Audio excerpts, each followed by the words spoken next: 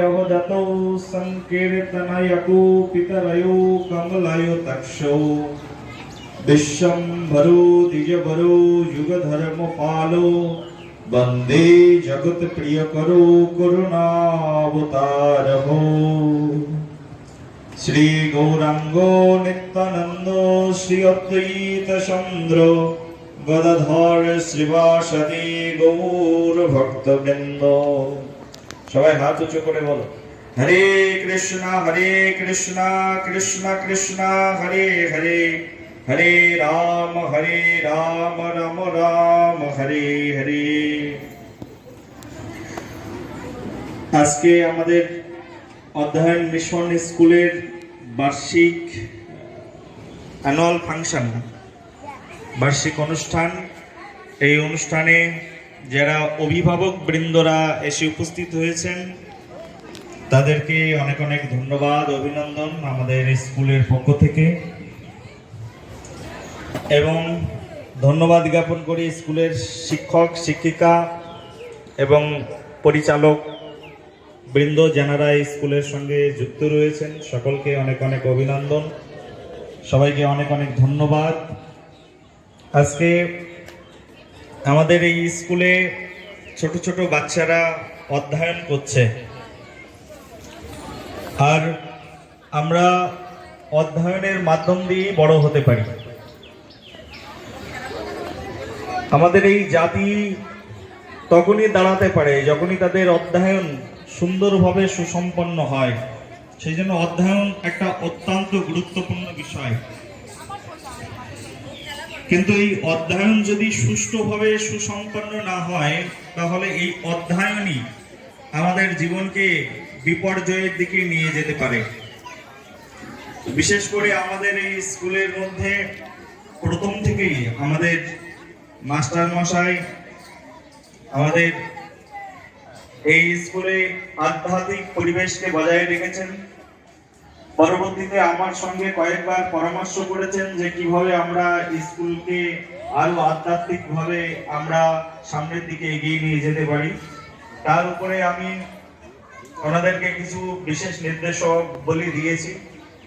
তো এখানে সবচেয়ে বড় কথা হচ্ছে এখানে ইংরেজি পড়ানো হচ্ছে, ইংরেজি শিখছে ছেলে মেয়েরা, সঙ্গে সঙ্গে একটা আদর্শ মানুষ হওয়ার জন্য যা কিছু প্রয়োজন সেই শিক্ষা এখান থেকে লাভ করতে পারছে। আর আমরা চেষ্টা করছি এই শিক্ষা ব্যবস্থা বা শিক্ষার মানকে আরো সুন্দর করে সকলের সামনে প্রেজেন্ট করবার জন্য আমরা সেই চিন্তা ভাবনা আমাদের মাথায় রয়েছে, যাতে করে আরো সুন্দরভাবে আধ্যাত্মিক শিক্ষাগুলোকে আমরা আমাদের জীবনের মধ্যে দিতে পারি। আমাদের শ্রী চৈতন্য মহাপ্রভু আমাদের এই আশ্রমের নাম হচ্ছে গৌরাঙ্গ আশ্রম, গৌরাঙ্গের নাম অনুসারে এই আশ্রম। আর স্বয়ং গৌরাঙ্গ মহাপ্রভু তিনি ছিলেন বিদ্যার বিনয়ের একটি বিশেষ স্তম্ভ। সমগ্র ভারত সভ্যতাকে তিনি জাগিয়ে দিয়েছিলেন তার পাণ্ডিত্যের মাধ্যম দিয়ে। এখনো আপনারা যদি নবদ্বীপে যান, নবদ্বীপে আমরা যাকে গৌরাঙ্গ বলি, নবদ্বীপের মানুষ গৌরাঙ্গকে গৌরাঙ্গ বলেন না, তারা বলেন নিমাই পণ্ডিত। বলো নিমাই পণ্ডিত কি? তারা বলেন নিমাই পণ্ডিত। গৌরাঙ্গ মহাপ্রভু একজন পণ্ডিত ছিলেন, তার পাণ্ডিত্য দিয়ে সমগ্র বিশ্বকে তিনি জানিয়েছিলেন যে বাংলার বুকে এখনো পণ্ডিত শূন্য হয়নি, বাংলার মানুষ এখনো বিদ্যাকে জানে, বাংলার মানুষ এখনো বিদ্যাকে কিভাবে রেসপেক্ট করতে হয় সেটা জানে। এই নবদ্বীপে গৌরাঙ্গ মহাপ্রভু যখন ছিলেন, ছোট ছিলেন, তখন একজন দিগ্বিজয়ী পণ্ডিত এসেছিলেন। সেই দিগ্বিজয়ী পণ্ডিত কাশী তৎকালীন সময়ে এখান থেকে 500 বছর আগে, এখান থেকে 550 বছর আগে পাণ্ডিত্যের সবচেয়ে বড় স্থান ছিল কাশী। কাশীর মানুষ সবচেয়ে বেশি পণ্ডিত ছিলেন এবং কাশী বিশ্ববিদ্যালয়ে সেখান থেকেই সব শিক্ষিত মানুষরা এখান থেকেই বের হতেন। কাশীর মতো স্থানকে জয় করে একজন পণ্ডিত এসেছেন নবদ্বীপকে জয় করবার জন্য। তিনি উত্তর ভারত জয় করেছেন, দক্ষিণ ভারত জয় করেছেন, জয় করে নবদ্বীপে এসেছেন যে নিমাই পণ্ডিতকে হারালে তিনি সারা পৃথিবীর সবচেয়ে বড় পণ্ডিত হয়ে যাবেন। বঙ্গদেশকে জয় করবার জন্য এসেছিলেন, কিন্তু বঙ্গদেশে যে নিমাই পণ্ডিত ছিলেন তিনি সাধারণ ছিলেন না, তিনি স্বয়ং ভগবান, নিজে ভগবান এবং নিজে বিদ্বান। তখন সেই পণ্ডিতজি তিনি এসে মহাপ্রভুর সঙ্গে যখন বার্তা আলোপন করেন, সেই বার্তা আলোপনের মধ্যে মহাপ্রভু ব্যাকরণ অলঙ্কারে প্রায় 37টি ভুল ধরে ফেলেন এবং সে অত্যন্ত লজ্জিত হয়ে যায় এবং লজ্জিত হয়ে এখান থেকে ফিরে যায়। তো সেই সূত্র ধরে আমরা বলতে পারি আমরা আমাদের এই কিভাবে যে আমাদের এই নামটা এসেছে, যিনি নামকরণ করেছেন, গৌরাঙ্গ নামটা যিনি এই মিশনে দিয়েছেন বা এই আশ্রমে দিয়েছেন, তিনি অত্যন্ত ধন্য। কারণ তিনি বুঝে শুনেই নিশ্চয়ই নামটি দিয়েছেন। আমি শুনেছি আমাদের এই যে মাস্টার মশাই স্যার, ওনার বাবা, ওনার ঠাকুর দাদা এই নামকরণ করেছেন গৌরাঙ্গ আশ্রম। তো গৌরাঙ্গ যে বিদ্যা এবং বিনয়ের একটি মূর্তিমন্ত স্তম্ভ, এটা সারা বিশ্বের মানুষ জানেন না। তো যারা জানেন তারা অত্যন্ত আনন্দিত, গর্বিত গৌরাঙ্গকে নিয়ে। বিশেষ করে আমরা তো গর্বিত গৌরাঙ্গকে নিয়ে, কারণ গৌরাঙ্গই জগৎ জীবকে শিক্ষা দিয়েছেন ধর্ম কি, বিনয় কি, বিদ্যা কি, বিদ্যা কিভাবে অর্জন করতে হয়। তিনি নিজে চতুষ্পাঠী খুলেছিলেন নবদ্বীপে। স্বয়ং গৌরাঙ্গ মহাপ্রভু নিজে বিদ্বান ছিলেন, পণ্ডিত ছিলেন, নিজে পড়েছেন গঙ্গাদাস পণ্ডিতের টোলে। পূর্বকালে টোল ছিল, এখন আমরা এটাকে স্কুল বলি। পূর্বকালে তিনি গঙ্গাদাস পণ্ডিতের টোলে পড়েছিলেন, পরবর্তীতে তিনি নিজে টোল খুলেছিলেন নবদ্বীপে এবং সেই টোলের মধ্যে তিনি ছাত্রছাত্রীদেরকে পড়াতেন। আর মহাপ্রভুর পড়ানো তিনি যে যে বিষয়গুলো পড়াতেন তার মধ্যে ছিল ব্যাকরণ, অলঙ্কার, ন্যায়শাস্ত্র, সাংখ্য, দর্শন, পতঞ্জল যোগসূত্র। এই যে আমরা যে এক্সারসাইজ গুলো করাই, বাচ্চাটা যে এই যে মার্চ পেটি করলো, এগুলো মহাপ্রভু শিক্ষার মধ্যে অন্তর্ভুক্ত ছিল। এবং তার মধ্যে মহাপ্রভু শেখাতেন নৃত্যম, গীতম, নাট্যম। নাটক করা শেখাতেন মহাপ্রভু। নিত্যম, ভগবান শ্রীকৃষ্ণ যখন তিনি গুরুকুলে পড়েছিলেন, তিনি গুরুকুলে পড়া অবস্থায়ও 64 দিনে তিনি 64টি কলা বিদ্যা শিক্ষা লাভ করেছিলেন।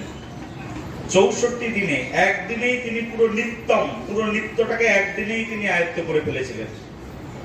নাট্যম, একদিনেই তিনি সব অভিনয়কে একেবারে সুচারুরূপে, সুনিপুণ ভাবে তিনি আয়ত্ত করে ফেলেছিলেন।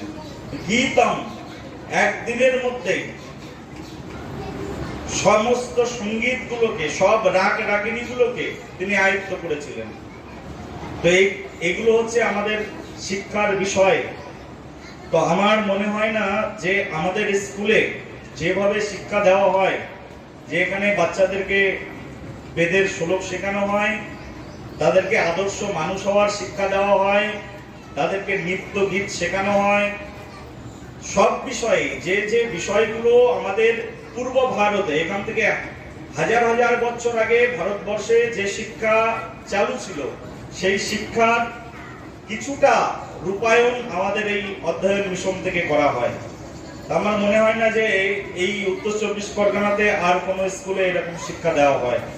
কালকেও আমাদের স্যারের সঙ্গে কথা হচ্ছিল যে এখান থেকে শিক্ষক শিক্ষিকাদেরকে যারা এখানে শেখাচ্ছেন, তারাও এখান থেকে একজন আইডিয়াল টিচার হওয়ার যে শিক্ষা, সেই শিক্ষাটা তারা এখান থেকে লাভ করতে পারছে। তো আপনারা যারা আজকে এখানে এসে উপস্থিত হয়েছেন, গার্জিয়ান, অভিভাবক বৃন্দ, তাদেরকে আমি বলবো যে এই স্কুল থেকে যে শিক্ষা দেওয়া হচ্ছে, আপনারা বাড়িতেও আপনাদের ছেলে মেয়েদেরকে এই শিক্ষা বহাল রাখুন।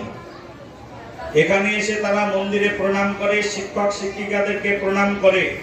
আপনার বাড়িতেও একই ধরনের শিক্ষা বহাল রাখুন, তাহলে আপনার সন্তান একজন সুসন্তান, আদর্শ সন্তানে রূপান্তরিত হবে।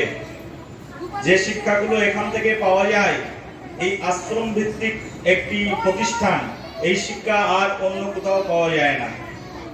আমাদের এখানে হাজারো স্কুল আছে, সবগুলো স্কুলের একটাই মোটিভ, তাদের একটাই উদ্দেশ্য যে কি করে আমি অর্থ ইনকাম করব আর কি করে ছেলে মেয়েদেরকে ভালো রেজাল্ট করাবো।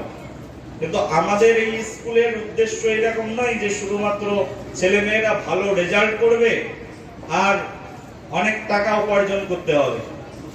আমাদের উদ্দেশ্য এখান থেকে ছেলে মেয়েরা ভালো রেজাল্ট করবে অবশ্যই, সঙ্গে সঙ্গে ভালো রেজাল্টের সঙ্গে সঙ্গে সে একজন ভালো মানুষ হয়ে গড়ে উঠবে।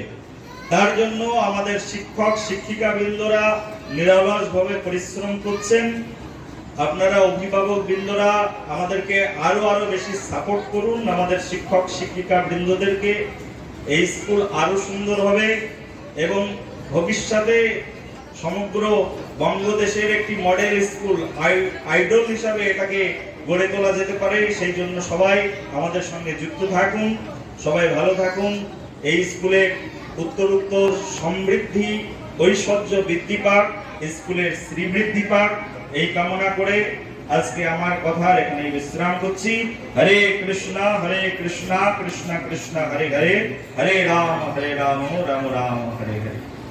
জয় গৌরাঙ্গ বিহার কি, গৌরাঙ্গ ভগবান কি, রাধা রমন প্রভু কি।